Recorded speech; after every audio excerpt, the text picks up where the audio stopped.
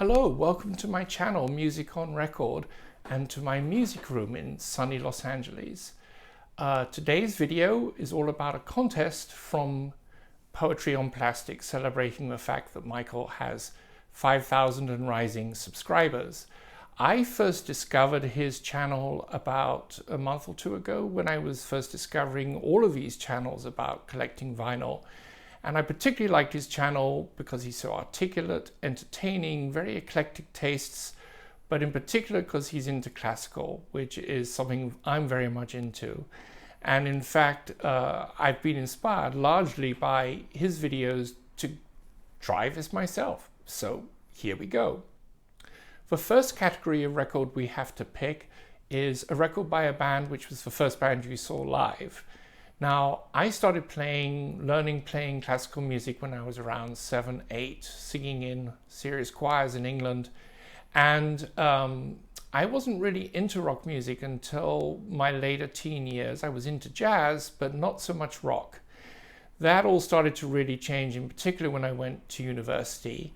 And I made this great friend who subsequently became my best friend, who was determined to introduce me to rock and roll. And this was amusing given the fact that he was writing his doctoral thesis on an early English composer called William Boyce. But that's Roger, he's a character. Now, one of the first records he played for me and then gave me a copy of, because I loved it so much, was this one. And this is Emotional Rescue by the Rolling Stones. At the time, this was not such a well thought of album. It was considered to be somewhat treading water, but its reputation has risen of late. I've always loved this record. I love the songs. I love the way it's recorded. Very tight, great sound. I will pick out a couple of standout tracks. First one, Emotional Rescue, in which you get the dubious pleasure of hearing Mick channel the Bee Gees doing a disco number. It's actually a great track. The other one I'm really fond of is a quintessential Keith Richards riff, She's So Cold. Wonderful song, quintessential Rolling Stones. Of course, all of it's tremendously politically incorrect these days, but who cares? Anyway, at that time, which was the early 80s, the Stones were embarking on a huge tour of the world. In 81, they had toured America, and then in 82, they came to England. And we went to see them at Wembley Stadium. Wembley Stadium, huge venue, outdoor, takes about 100,000 people. It's subsequently been rebuilt. But this was the tour, and this album was actually recorded on the American leg a year earlier.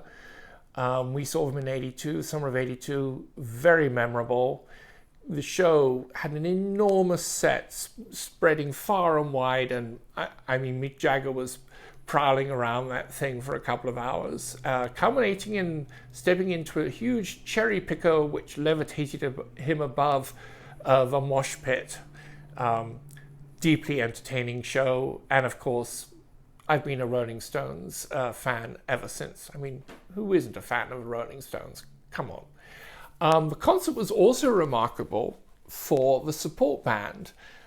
This was an American band that had had a huge hit recently in England, another very politically incorrect song called Centerfold.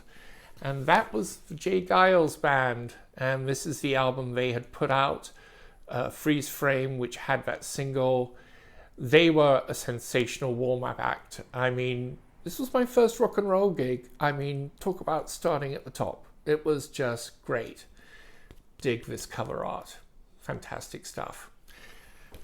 Okay, next selection. An album that you were listening to all the time when you were 17. I didn't even have to think about this. I was always into electronic music. A lot of the serious stuff by people like Karl-Heinz Stockhausen. And when I was at boarding school, which I was at this time, a friend of mine came up to me one day and said, have you read about this band? and he handed me a copy of New Musical Express. New Musical Express was one of the main music journals of that time, and their cover piece was on this album and this band, Kraftwerk, The Man Machine. And I read the article. I was sold immediately. First opportunity, I went out and got this record, and I love this record. It was the beginning of my love of all things Kraftwerk. This is an early or original English pressing. I have all their albums in various pressings, quite a few of them in early or first European pressings, and those pressings just have this gorgeous analog rich sound to them. But the band has remastered their entire catalogue in the early 2000s, and it's one of the rare examples of digital done right. They did digital masters and then cut the vinyl from the digital masters, but all of those vinyl editions sound fabulous. I've got some of them on the original black vinyl, some of them in the recently released colored vinyl. They all sound great. So rather than hunt up a rather pricey, clean original, if you want to explore this band, just pick up one of their issues. They're really great. Next up, an album which was your gateway to a particular genre of music. Well, as I mentioned, as a kid, I was studying classical music very seriously, but I started to get interested in jazz pretty early on. And one of the first records that really took me into jazz was this one that I happened to see in a music shop. This is called The Jazz Influence. It's a series of classical works heavily influenced by jazz, and on this, all performed by Benny Goodman, the great clarinetist. And in some cases, he, I believe, commissioned these works. It's a really eclectic group of pieces. I will pick out in particular the Prelude, Fugue and Riffs by Leonard Bernstein, which is just a smoking hot piece of music. From the composer of West Side Story and numerous other works of a great conductor. But this is not such a well-known piece, and it deserves to be better known. It's absolutely spectacular. It will have you dancing around the room. I will also mention in particular the Stravinsky Ebony Concerto, which channels jazz through Stravinsky's cool aesthetic, writing for a wind jazz band. I love this piece. I have many recordings of it. Now, this is the English edition. This is actually the copy that I've had since I was about 10 or 11. And the American version has a different cover, different title. It's called Benny Goodman Meeting at the Summit. In general, the American pressings of this sound better, but because this is CBS, none of their records, or very few of their records, unless you get really early pressings, the pressing quality is never that great. Still, this sounds pretty darn good. You can also get this in various versions on compact disc, and actually for the record, in particular the Bernstein, they added some extra reverb, but if you buy it remastered on CD, they've taken that reverb out, and it sounds great. It sounds better than the record, actually.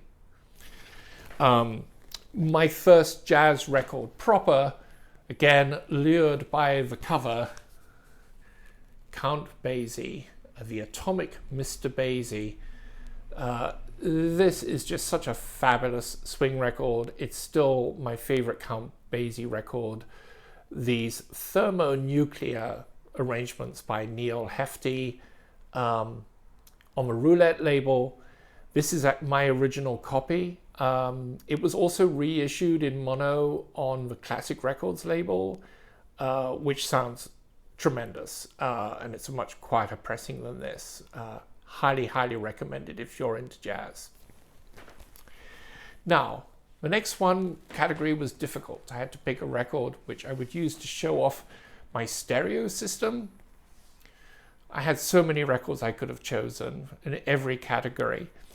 But I've always found it's really fun when you're trying to extol the virtues of vinyl to someone who's not aware of it. It's always fun to put on an original old pressing of a record.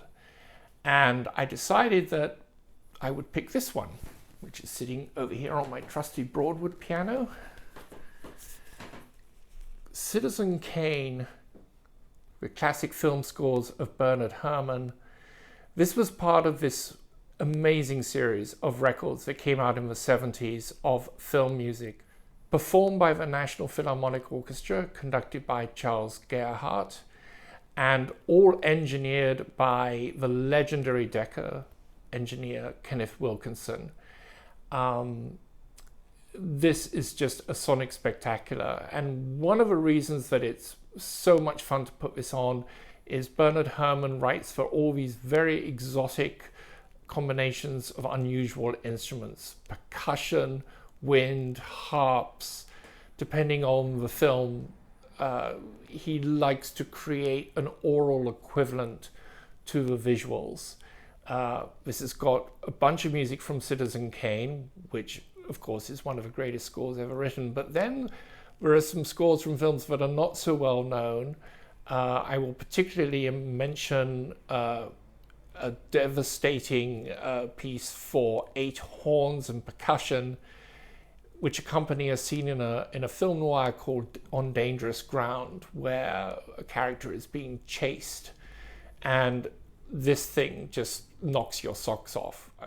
Also of note on here is the music from a very minor film called White Witch Doctor, set in Africa, and he makes full use of drums and unusual wind instruments to really create the impression of being in this exotic location. This is an original UK pressing. This is the period of time with RCA where they're making great recordings, but their actual vinyl pressings are not that good. But you're safe with the UK pressings of these. I would avoid the American ones. This is a spectacular record and will convert anyone to vinyl. Finally, a record which is not engineered so well, recorded so well, but you love it anyway. This was hard to pick because I'm not into punk and stuff like that, which are obvious contenders in this category. But I decided to pick this one. This is an album I love. This is by Jethro Tull. This came out in the late 70s, early 80s, I believe. It was the first album that came out after their trilogy of folk rock albums, Songs from the Wood, Heavy Horses, Stormwatch. And they decided to change their palette a bit here and introduce more synthesizer sounds. They brought on a musician called Eddie Jobim to do that. Here's the thing with Jethro Tull albums. None of them sound that great on the original vinyl. I don't think it's because they were recorded badly. I think it has more to do with the mixing and the mastering. And this has been borne out by the series of remixes and remasterings done by Steven Wilson. These have been coming up slowly over the years, and these albums are transformed in his remixing. And even though they will be mastered from digital, they still sound pretty much better than any of these albums in their original pressings. This album is about to come out in a new Steven Wilson remix. I can't wait to hear it.